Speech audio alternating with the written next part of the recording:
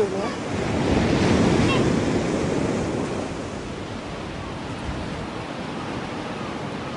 I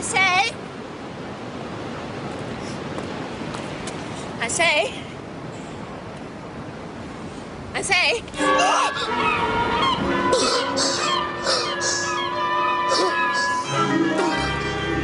And you saw nobody apart from the woman and the man lying down. Be that telling me I never looked?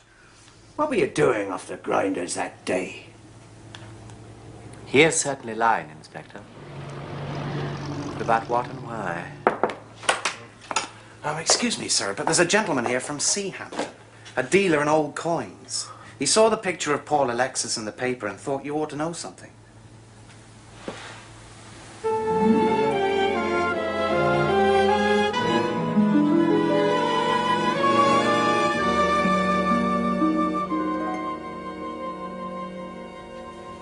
Alexis did what? He drew his last £300 out of his bank account and bought 300 gold sovereigns.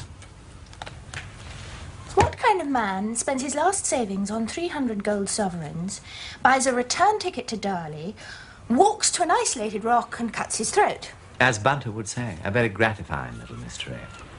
But look here, I say, if he did have £300 in gold sovereigns on him, it does give someone a motive for murder. The inspector thinks that old Pollock rode into the shore, stole the money, and cut Alexis's throat. Well, it would explain why his grandson went to Ireland to dispose of the gold.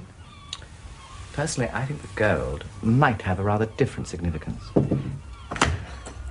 I hope I'm not intruding, Miss Vane, but I thought you and Lord Peter might like a nice cup of tea and some fancies. That's very kind of you, Mrs. Lefranc. Oh, think nothing of it, my dear. I always say I'm not against my ladies seeing their gentlemen friends, nor contrariwise, provided there's no trouble caused.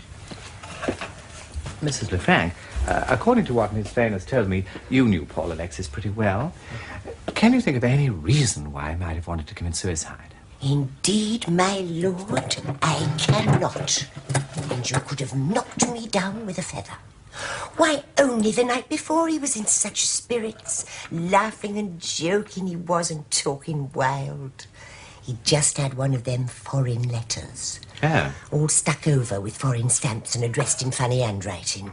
He used to get so excited when one of them came. He was just like a little boy.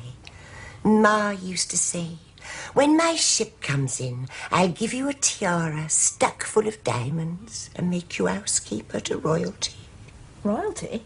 I think that was just his way of talking. And one of these letters arrived just before... So it did. And it must have been a long one, for he was shut in this very room that Tuesday night. Hours and hours he was, poring over it.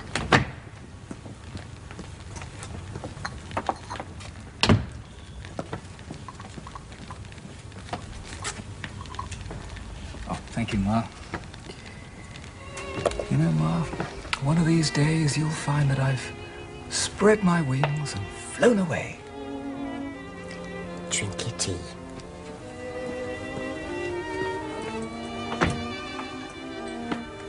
Poor boy. I can see now that was just his way of breaking it to me. But how could I guess? He was in such spirits, and that very morning he gave me his week's money. I know it's early, he said, because of course it's not due until Saturday. But if I give it to you now, it'll be safe. Then out he went, and I never saw him again. Oh, here's your latchkey, dear. I had a new one cut because poor Mr. Alexis took his away with him when he went. Well, drink your tea while it's hot and enjoy your fancies. Thank you. Oh, my lord. High spirits, took his latchkey, to say nothing, a binary return ticket. But he did pay her a week's lodgings before it was due, which suggests to me that he knew he wasn't coming back. I'm still putting my shirt on murder. I've brought a little list of suspects. I thought it might help to go through them. Oh, by all means. First of all, Perkins, thank you. The hiker. That was his name, wasn't it? Oh, yes. The man I met on the road who was so terrified of encountering the murderer, he turned and walked back with me to Darley.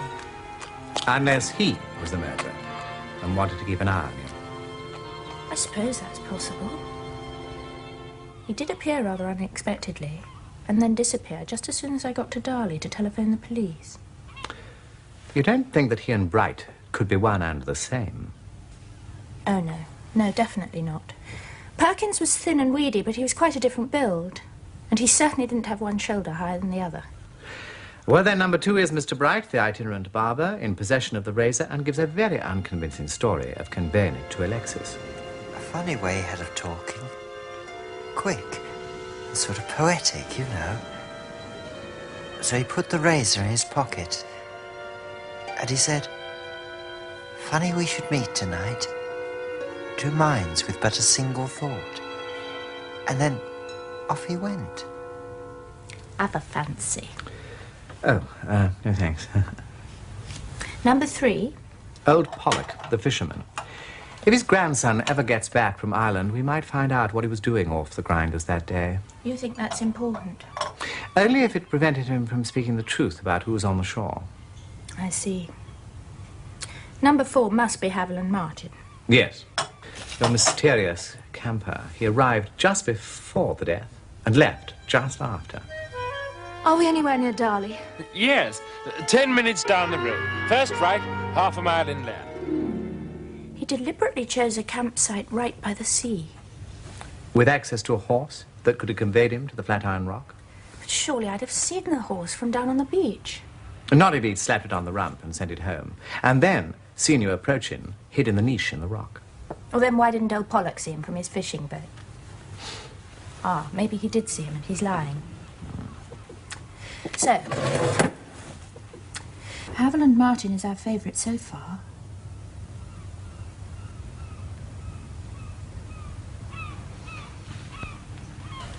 We've yet to establish a motive. Well, the only person we know to have had a perfect motive is Henry Weldon. He was quite determined that his mother shouldn't marry Paul Alexis. And as far as we know, he was in Lincolnshire. However, Bunter, at my suggestion, is taking the liberty of checking up on our Mr. Weldon. Oh, well, I might beat him to it. I'm going to do a little private detecting myself. Oh. Henry Weldon has invited me out tomorrow. With his mother. I think he wants to pump me. But I shall pump him instead. I shall buy a big hat and a flowery dress and high-heel shoes and vamp him. What an appalling idea. No, not really. After all, it's in my interest to establish whether or not he's a possible murderer. You've left out one suspect. Harriet Vane. Recently tried for the murder of her lover and acquitted by the skin of her teeth. Says she saw Alexis dead at around 2 o'clock, but can bring no evidence to prove she didn't kill him. Took 3 hours to walk 4.5 miles to telephone the police, by which time the body had been washed away. Claims to have met Perkins on the road, but can neither produce him nor any evidence that he exists. The police suspected her from the beginning, and probably still do. I'm sure they don't. You do realise they searched my room at the Resplendent? Did they, by God? I shall have something to say to Inspector Rathan about that. Oh, for God's sake, Peter, spare me your knight-errantry. Do you think I have no wits? Do you think I don't know why you came galloping down here at 5 minutes' notice? Do you think it makes it any more pleasant for me to know that it is only the patronage of Lord Peter Wimsey that prevents men like Rathan from being openly hostile to me? I suppose you thought I was being rather brazen, getting publicity out of the thing. What did you expect me to do? Wait for the newspapers to drag the juicy bits out of the dustbins for themselves? What did Salcombe Hardy say to you when he telephoned you? I say, Wimsey, that Vane woman has got herself mixed up in another murder. And what did you say to him? Threatened to kick his teeth in if he didn't show me more respect. No, not... Not quite, but pretty near. I wish you'd stop meddling in my affairs. I know I'm supposed to be grateful, and I suppose you think that if you go on protecting me long enough, I'll eventually be softened and weakened and... Fall into my arms? Oh, Harriet, do give me the credit for a little intelligence. Do you think I don't know that I'd stand a much better chance if I was deaf, blind, maimed, starving, drunken and dissolute, so that you could have the fun of being magnanimous? That's a beastly thing to say. Is it? Why do you think I treat my own sincerest feelings like something out of a comic opera, if it isn't to save myself from the humiliation of seeing you trying not to be utterly nauseated by them? Do me the justice of remembering that you can hurt me a damn sight more than I can hurt you. I'm sorry, I'm being horribly ungrateful. Oh, hell, am I never to stop hearing the bleat of that filthy adjective? I don't want gratitude. I don't want kindness. I don't want sentimentality. I just want common honesty. But that's all I ever wanted. I don't think it's to be had.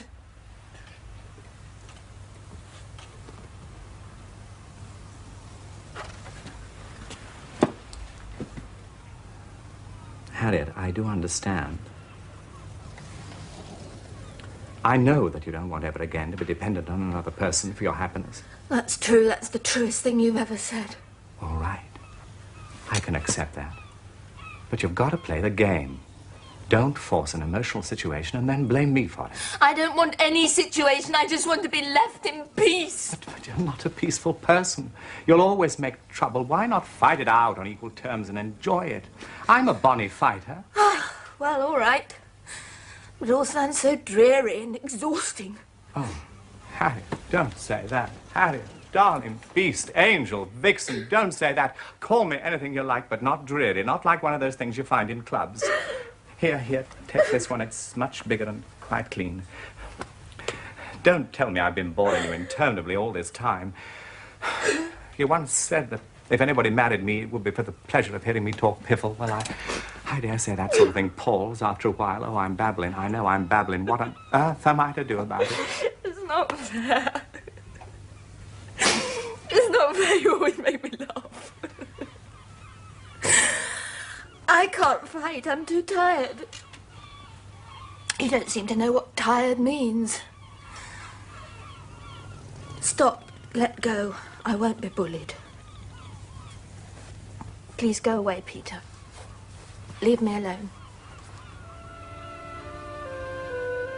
You really want that? Yes, yes, I do.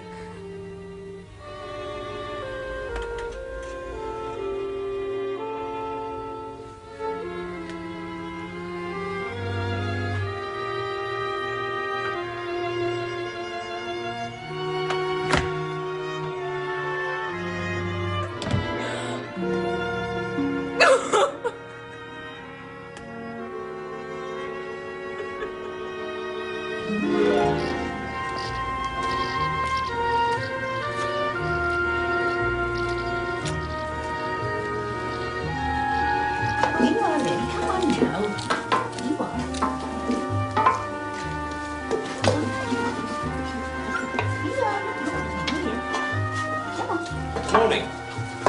Mr. Weldon about? You're from the bank, I suppose. No, I'm not, as a matter of fact. Mrs. Weldon, is it? Mrs. Stern. Mr. Weldon isn't married. I'm his housekeeper. Sorry. No, I just wanted to chat with Mr. Weldon about his insurance. Oh, why? Well, he isn't here, I'm afraid.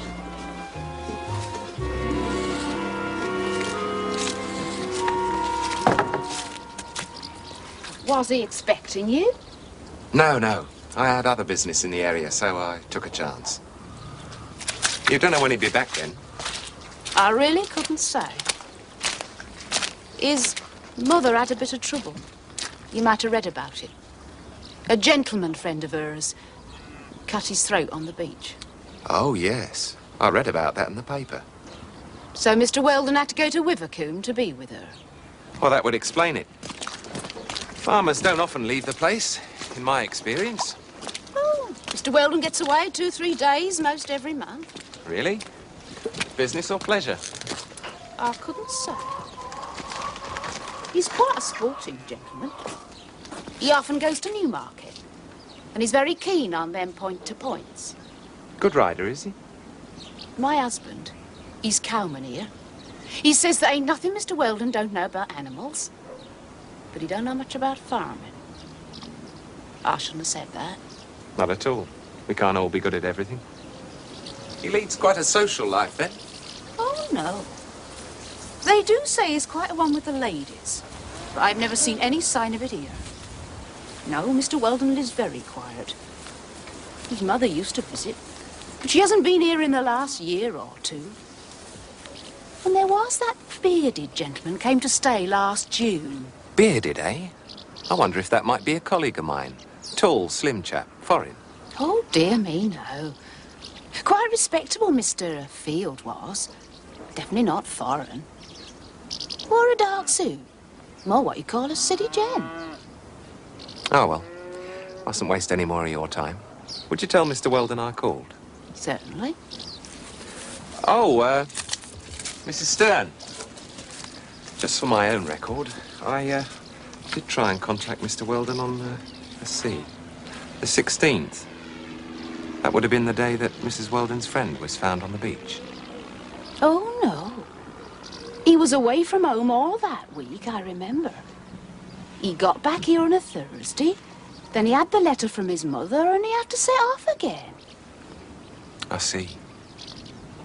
Tragic business, that.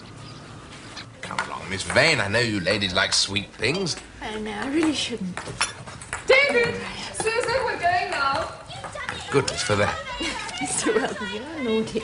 It was one lump of sugar, wasn't it? Miss Vane? Yes, thank you. Do it easily, will you? Do it! You have to do it slowly.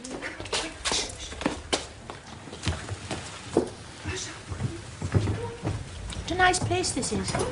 Yes, Henriette really was very clever of you to find it. It's so simple and charming. It's not the only thing that's charming. Mr. Weldon. More tea, Henry dear? Thanks. Yeah. A bit quiet for my taste. I wouldn't mind buying it, see if I can make a go of it. Get a gaming license, turn that room into a casino. Build a dance hall out the back where the stables are. Oh, but I think that would quite spoil the atmosphere, don't you, Miss Vane? Well, I don't really know. I expect Mr. Weldon knows best. Gentlemen usually do, don't they? You could set up a riding stables, but then I suppose you'd have to know an awful lot about horses for that. Well, as a matter of fact... Henry knows all about horses. He wins races and everything. Goodness, do you really? And with the odd point-to-point, you know. Do you own a horse, Mr. Weldon? No, I can't afford it, Wursler. Oh, now, Henry, we're not going to talk about money when we're all having such a lovely time. Miss Vane, do have a jap cake. They're just like the ones they make in the warming pan in Wilvercombe. I couldn't eat another bite, thank you. They didn't actually make them in a warming pan. Mr. Weldon. How absurd you are. You know perfectly well the warming pan is a tea shop. Oh, he's such a tease, Miss Vane. You know, I believe that's the first time I've laughed since poor Paul's death. I can never forget him, even for a moment, but pain will get less. I know it will. Especially if dear Lord Peter can discover who murdered him. Yes, Mother. Would you like a game of ping-pong, Miss Vane? Mother will settle up, won't you? Oh, no, we can't leave Mrs. Oh, Weldon. nonsense. You young people go and enjoy yourselves. Waitress.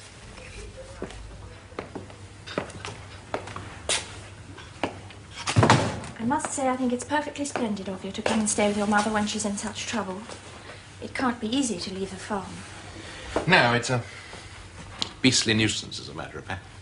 Still, it makes such a difference to have somebody kind and sympathetic to talk to. Glad you find me sympathetic. Mr. Weldon, I was talking about your mother. Only dukes and lords for you, eh? Bet you find me a bit different from Wimsey. Oh, yes, rather.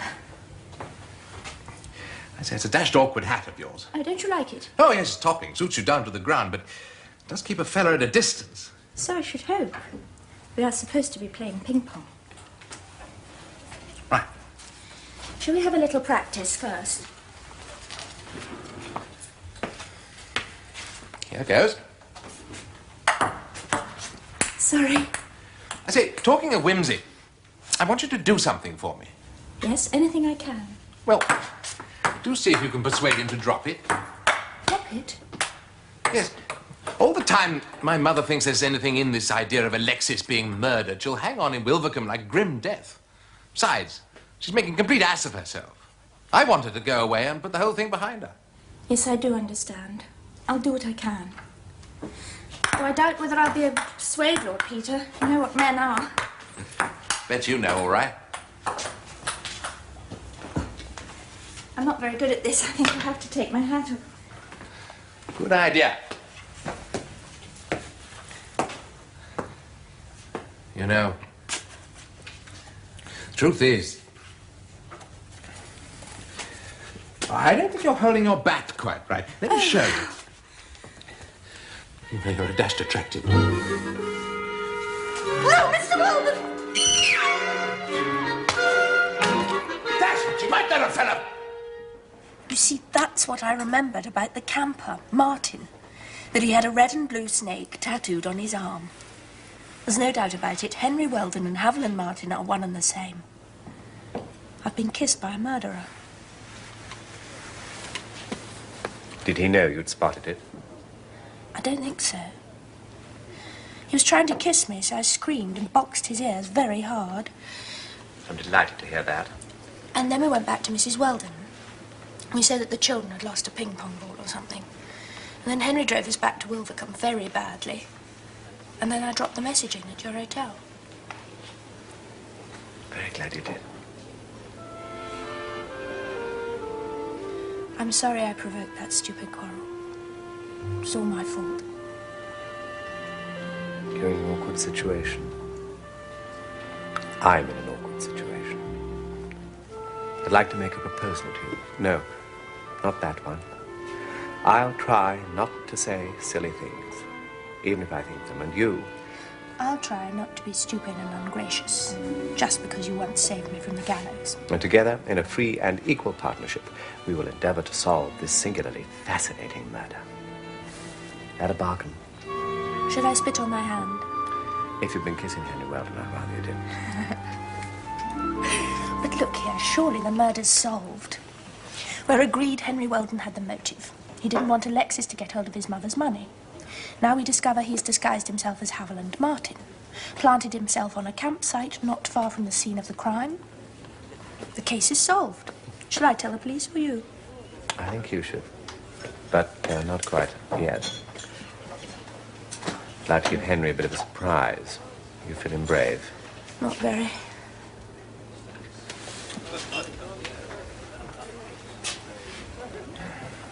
Good evening, Weldon. Would you mind joining us? You gave Miss Vane quite a shock. What business is it of yours? I really think you ought to have told us that you'd met Miss Vane before. What are you talking about? Last Wednesday at Hinks Lane. If you wish to remain incognito, Mr. Weldon, I suggest you get rid of that tattoo. I suppose the cat's out of the bag. You're not denying that you were in Wilvercombe the week of Alexis's death? Not much point, is there? So, you came down here in elaborate disguise to prevent your mother's marriage to Paul Alexis? Not exactly in disguise. To be perfectly frank, I have a lady friend in Cambridge. Oh, Miss Vane won't mind. You're a woman of the world, eh? Oh, certainly. Nice little woman. Devoted and all that. Husband won't divorce her. Suits me all right, but if my mother ever found out. So, whenever I want to nip over for a spot of domestic bliss, we're Mr. and Mrs. Haviland Martin, all perfectly respectable and right as rain. Besides, it saves gossip and so on. How very convenient. Yes, isn't it? And it means that I could come and snoop around here and see what I could find out about this little gigolo's plans without my mother knowing. Buy him off? Persuade him it would be a good idea. And did you see him in pursuance of this ingenious scheme? No. He cut his throat first. Bit of luck, that. So, first thing Thursday morning, I packed up and left. First thing Thursday morning. How did you know Alexis was dead? Oh, no, you don't catch me as easy as that. I went into the Feathers on Wednesday night, and they were all full of the dead man found on the shore. And the local bobby came in and said they'd identified him as Alexis. I thought I'd better nip off home in case my mother wrote to me, which she did. I say, Miss Vane, you won't tell her all this, will you? That depends. The police would have to know. Oh, I don't mind about the police. I've nothing to hide from them. Johnny, where's that scotch? Yours. Now, perhaps you wouldn't mind giving an account of your movements on Wednesday last, October the 16th. Oh, no, rather not. All the details, as they say in the text stories, eh? Well, let's see. I had breakfast about 9 o'clock. Eggs and bacon, if you want to be particular. And then I thought I'd better be getting into Wilvercombe. Couldn't get that nasty little car to start again, so I thought I'd better get a lift. Oh, do you have any luck, sir? Yeah, almost at once. Very decent sort of woman in a big red open Bentley. Oh, do you know her name, sir? Oh, I never thought to ask. But I do remember the number of the car. Oh, really, sir? Well, it was rather a funny one, as a matter of fact. OI0101. I remember saying to this woman, it was rather unlucky to have a number like that, because if you wanted to do a bit of speeding, it might stick in a bobby's mind. Oi, oi, oi. We both laughed about that. Oi, oi, oi. Very amusing, sir. So, you got to Wilvercombe about what time? Oh, I flagged the lift just after 10. The good lady dropped me in the market square and asked if I'd like to be taken back to Darley. That was very civil of her, sir. Oh, well, we hit it off pretty well, you know. Dash fine-looking woman. Anyway, she said she had to leave just before 1 o'clock because she had a tennis party to go to in Heathbury that afternoon. So we arranged to meet in the market square at 10 to 1. So, you got to Wilvercombe between, what, 10, 10:30? And then? Well, I wandered down to the Winter Gardens. I knew my mother was in the habit of going to the band concert, and I wanted to make sure I'd be in the clear up at the hotel with the gigolo. Sure enough, there she was, so I dodged in the back row. Dodged? But you were in disguise, sir. Ah, well, dark glasses and a wig and a moustache might be all right for other people, but I couldn't chance it with the old mother love and all that. So you didn't stay for the concert? Oh, yes, I stayed for the first half. I bought a program. I've got it somewhere. I'll let you have it. It won't do you any good. It's all that silly classical nonsense. And just as the first half was supposed to be finished, dash, they didn't play something extra. Bach's Air for a G-string or something. Anyway, at half-time, I made sure my mother was going to stay on, and then I disappeared off up to the Resplendent to look for the gigolo. And did you see him, sir? No, he never showed. I waited for some time, but he never made an appearance, so I decided to call it a day. And met the lady with the big red Bentley. Right. Oh, I got there early, so I bought some collars at a shop in the market square near the War Memorial. Half a mo. I've got the receipt somewhere. You know how one puts these things away. Yeah, here it is. Yeah, Gents Outfitter, Wilvercombe. It's even got the date on it, look.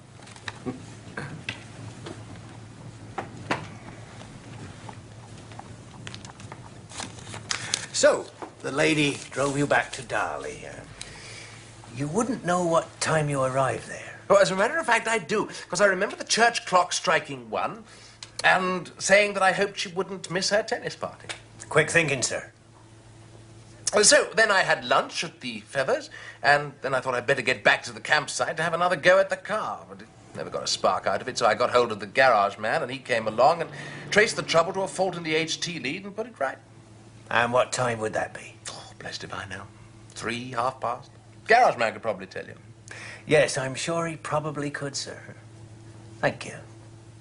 Watertight, damn suspiciously watertight. Do you know what worries me? What? The woman who gave him the lift, and incidentally his entire alibi. Why should she have a car number that's so remarkably memorable? Whoever even notices a car registration number in the normal way? OI0101, I don't believe it. Nor did I, but unfortunately it exists. Constable Ormond recognized it. It belongs to Mrs. Morecambe. She owns a red Bentley and comes here every year to visit the vicarage at Heathbury. The vicarage? Afraid so. Every year. School friend of the vicar's wife.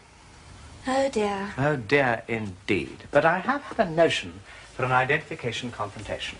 Oh? Well, when Mrs. Morecambe picked him up, if she did, Henry Weldon was disguised as Haviland Martin with his ginger wig, dark glasses, moustache and so on. Now, if I bring them together unexpectedly, and she recognizes him without his disguise, I mean, even the faintest flicker of a recognition... Then you'll know they were in cahoots. But do you think they were? Not really. But we have to make sure. Do you think you could keep Mrs. Weldon out of the way tomorrow? Oh, yes, certainly. She's suffered enough as it is. If Henry Weldon really is the murderer, I'd rather not be there when she finds out.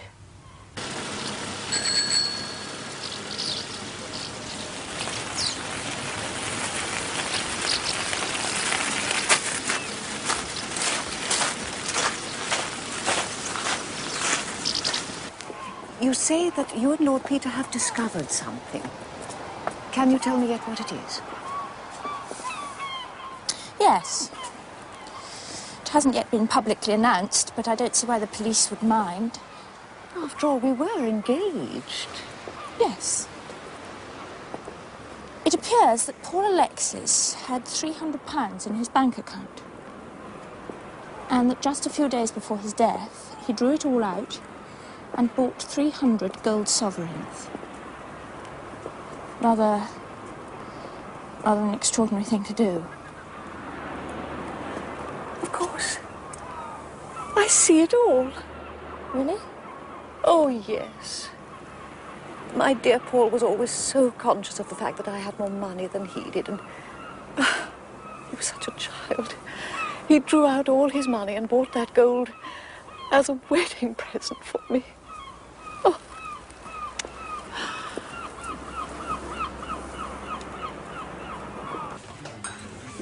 Well, that's why I wanted to see you privately. You see, I've had a word with Inspector Profound, and he thinks there's no reason why your mother should be told about your little masquerade. After all, you haven't done anything against the law, and since you never actually met Alexis... It's jolly decent of you, Wimsey. I do appreciate it. We men must stick together, eh? Good Lord. Thought I recognized... Yes, it is. Good morning. Good morning. I dare say you've forgotten. You very kindly gave me a lift in your car the other day. Did I? Why, yes, I believe. You were wearing dark glasses, weren't you?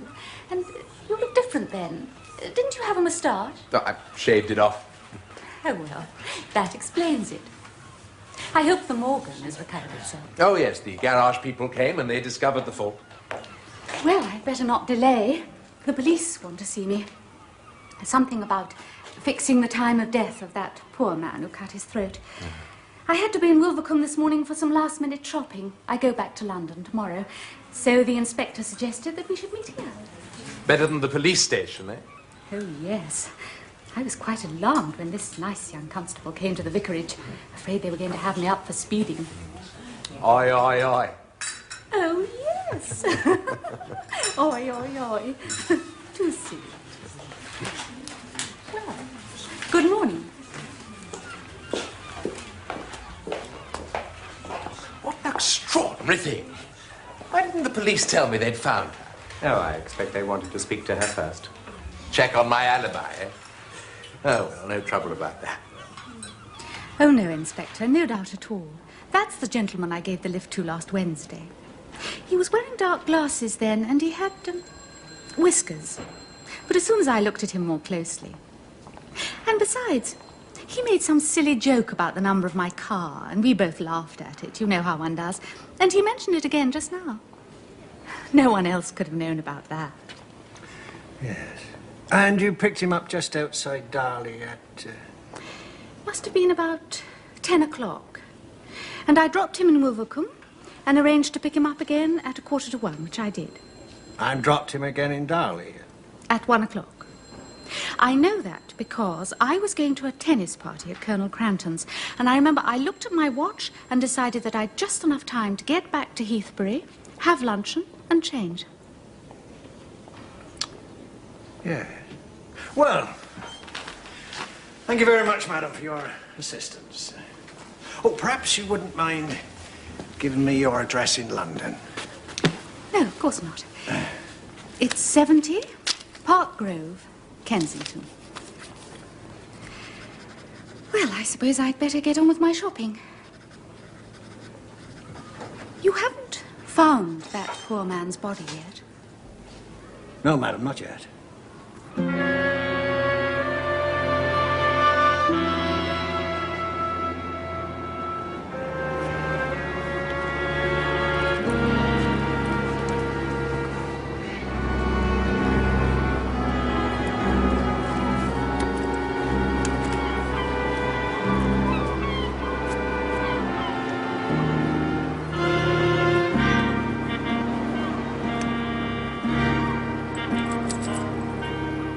The body was wedged into a deep crevice at the far end of the Grinders Rocks. Normally it would have floated free, but 'twas heavily weighted down with a cash belt containing £300 worth of gold. Was anything else found on the body? There was a passport, sir, recently visaed for France. And in the breast pocket of the deceased, there was a leather note case containing 3 £1 notes, the return half of a railway ticket from Wilvercombe to Darley Halt, and there was a photograph. Perhaps you would describe the photograph? Yes, sir. It was of a lady in evening dress, wearing diamonds and a tiara. And it was inscribed, with my love, Theodora.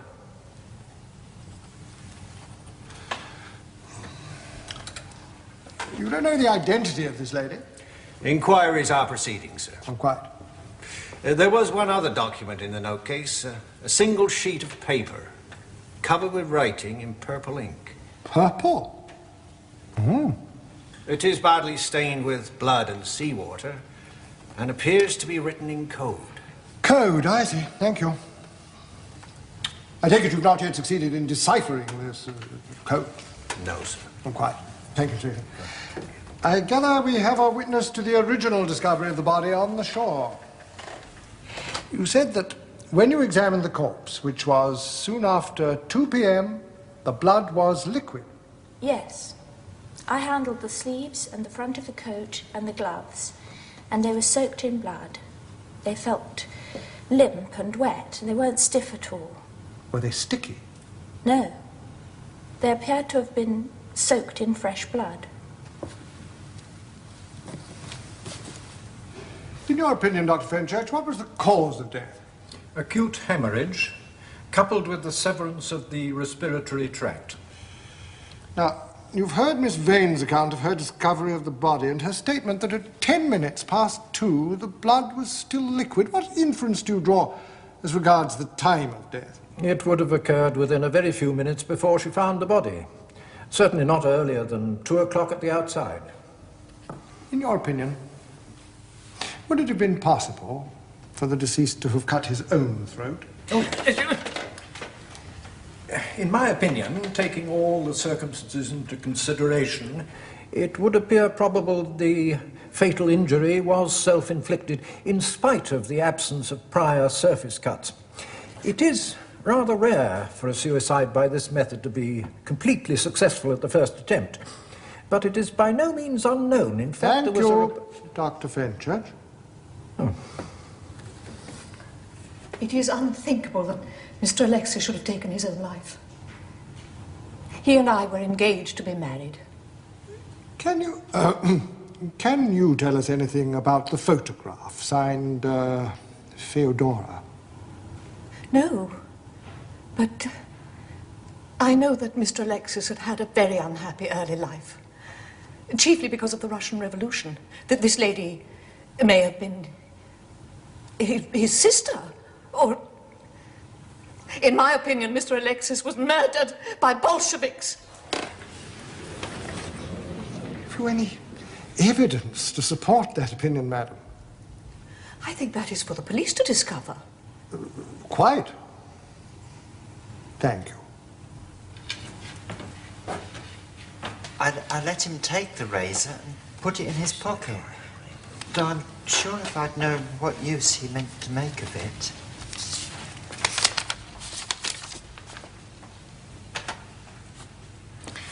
You said this meeting with the deceased took place at midnight with the water lapping against the esplanade. Yes, sir. Would it surprise you to know that at midnight on that particular night it was low tide and the water would have been nowhere near the wall of the esplanade? I could have been mistaken. There. What did I say? I mean about the water, the waves. I'd been there a long time. But everything else happened just as I said. I gave the razor to the man I now know to have been Mr. Alexis. I'm very sorry to say it, but I did. Very well. You may stand down.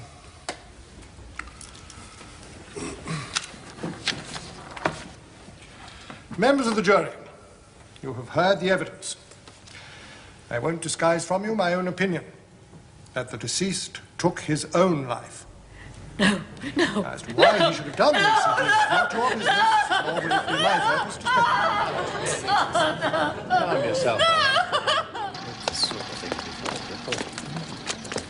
Well done, Inspector. I never saw an inquest better handled. Such a tasteful combination of disclosure and suppression. I'm sure I don't know what you mean, my lord. No, our big problem now is keeping track of that fellow Bright. I'm pinning my faith in Salcombe Hardy for that. Mr. Bright. Old chap, can you give me an address where I can reach you? With a reward down there. Surely you want to claim the reward that my paper's offering? Oh, yes. Of course, in my situation, the money would be very welcome. That's what I thought, old chap. So, where can I reach you? I couldn't bring in a wicked verdict like that. I couldn't. I'm so sorry, Mrs. Weldon. It's very upsetting, I know.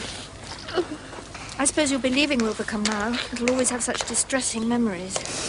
Indeed, my dear, I certainly shall not. Nothing in the world could persuade me to leave until the cloud is lifted from my dear Paul's memory. He did not commit suicide. He was murdered! And I know that you and dear Lord Peter will prove it! Come along, Mother.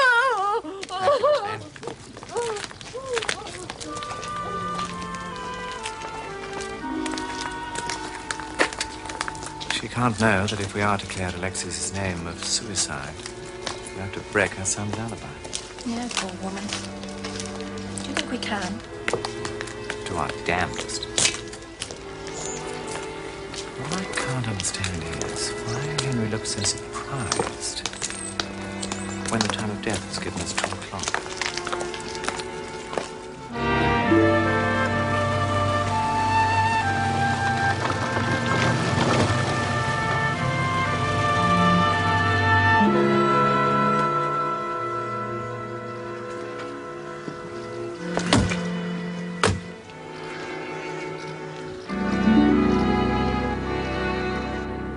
Mr. Lundy, I see you keep your clock 10 minutes fast. So we do, my lord. All our clocks are kept 10 minutes fast. But we set them by the wireless every day, so we always know what the right time is. Excellent, because we were just discussing the time that Mr. Alexis killed himself. Oh, it's a shame about that poor, unfortunate gentleman, but it has put Darley on the map at last. Daisy. So it has, Mrs. Lundy. You had Mr. Martin in here that day. Mr. Martin? Gentleman with the dark glasses. Camped up in Inks Lane. Oh, yes, so he was. He had a nice lunch of boiled leg of mutton and plum pie. I say, that does sound good.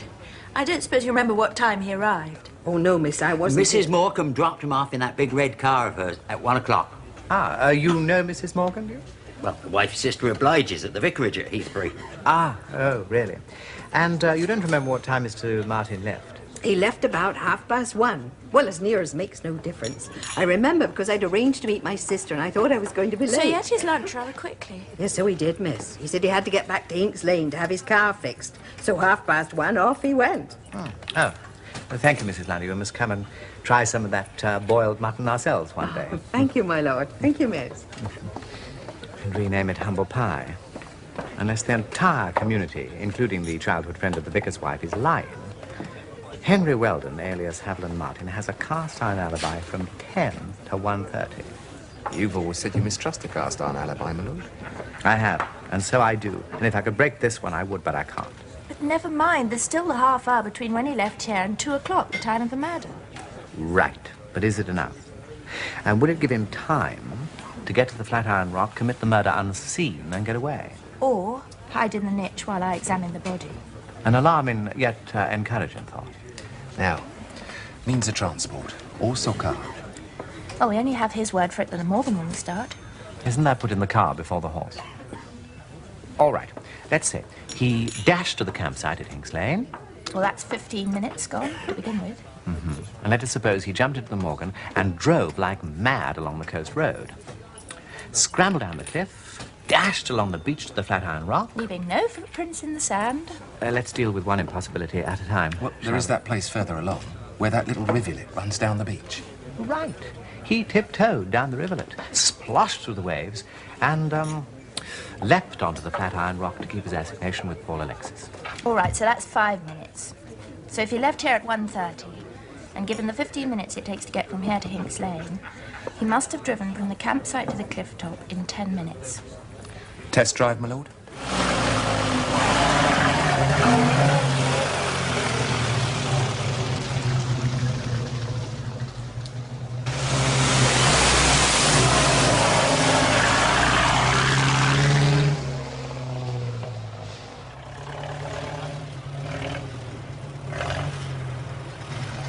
Ready, Bunter?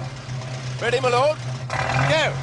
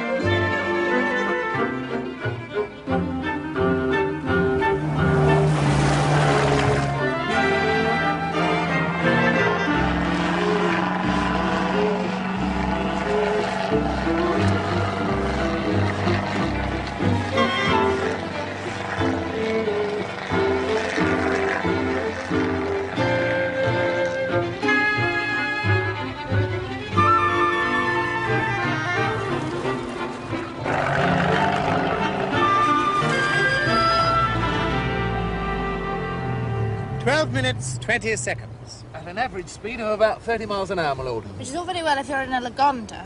Quite. That rules the Morgan out. The coast road is hardly the shortest distance between 2 points.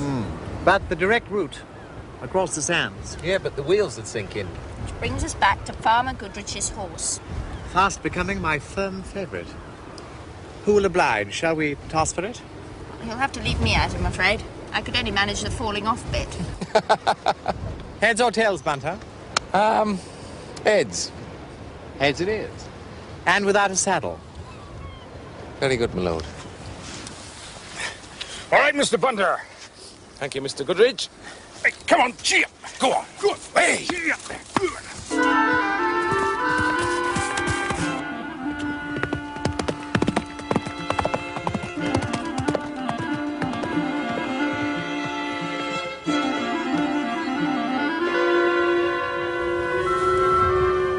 Can you see him? Not yet.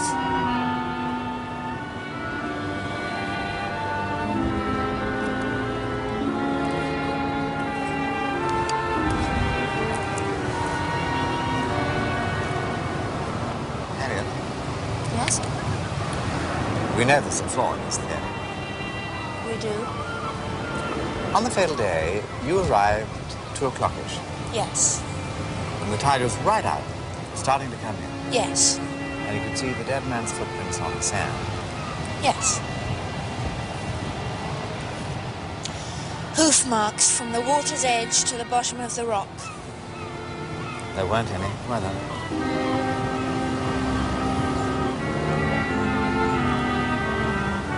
There he is.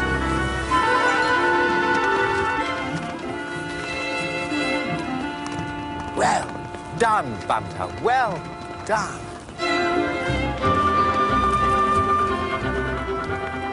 There rides the man who fills my hot water bottle and cooks like Escoffier.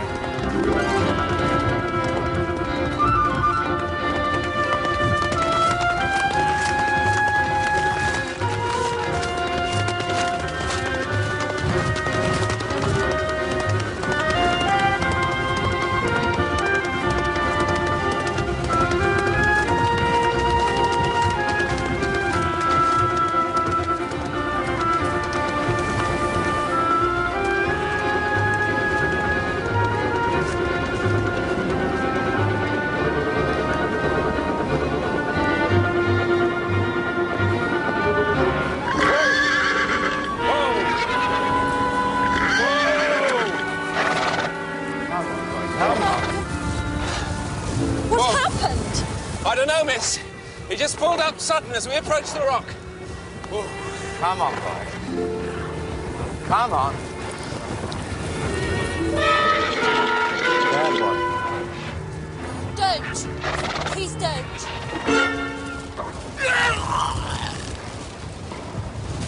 Please don't make him, Peter. I won't.